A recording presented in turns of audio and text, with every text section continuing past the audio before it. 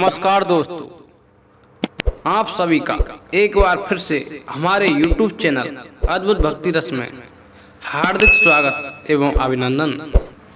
दोस्तों, अभी तक आपने हमारे चैनल को सब्सक्राइब नहीं किया है तो कृपया करके सब्सक्राइब कर दें। सज्जनों, हम आपको एक फिर से नई कथा लेकर आए हैं जिसमें बताया गया है कि क्या भगवान राम की कोई बहन भी थी। जानिए यह अनसुनी रहस्यमयी कहानी। तो सज्जनों, चलते हैं अपनी वीडियो पर। भगवान श्री राम से जुड़े हर किस्से से लोग परिचित हैं। रामायण के सारे चरित्रों के बारे में भी लगभग सभी लोग जानते हैं।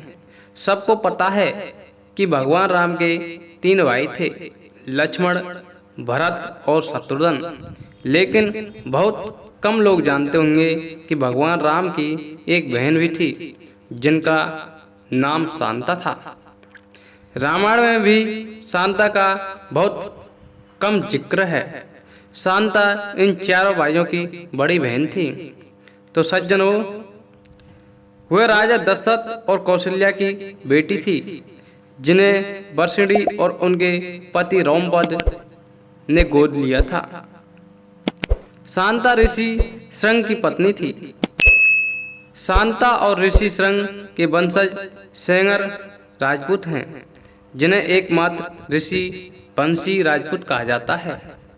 सज्जनों, शांता महाराजा दशरथ और कौशल्या की बेटी थी जिन्हें अंग देश के राजा रोमपद और कौशल्या की बड़ी बहन वर्षिणी ने गोद लिया था। वर्षिणी की कोई संतान नहीं थी। एक बार वर्षिणी अपने पति के साथ अपनी बहन से मिलने अयोध्या आई थी।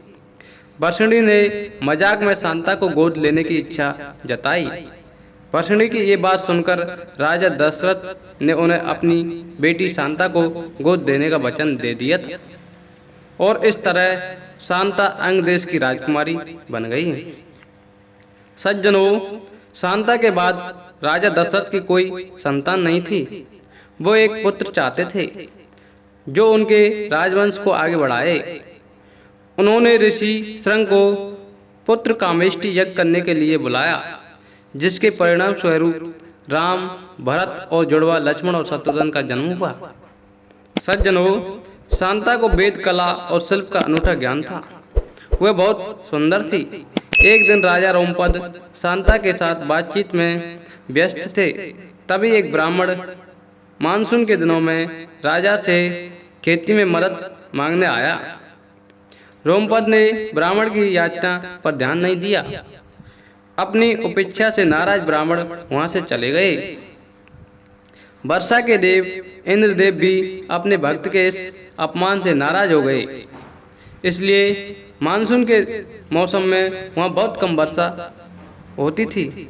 सूखा पड़ने से वहाँ हाहाकार मच गया। सज्जनों, इस समस्या से मुक्ति पाने के लिए रोमपद ऋषि श्रृंग के पास गए। रोमपद ऋषि श्रृंग से यज्ञ करने की विनती करते हैं। ऋषि श्रृंग के कहे अनुसार यज्ञ किया जाता है, जिसके बाद अंग देश में वर्षा होती है और सूखे की समस्या खत्म हो जाती है। इससे प्रसन्न होकर रोमपद ने अपनी पुत्री शांता का विवाह ऋषि श्रृंग से कर दिया। सज्जनों, हमारी ये वीडियो आपको कैसी लगी कमेंट करके बताएं और हमारी इस वीडियो को लाइक करना, शेयर करना और सब्सक्राइब करना। आप सभी श्रोताओं का बहुत बहुत धन्यवाद। जय श्री कृष्ण, जय श्री राम।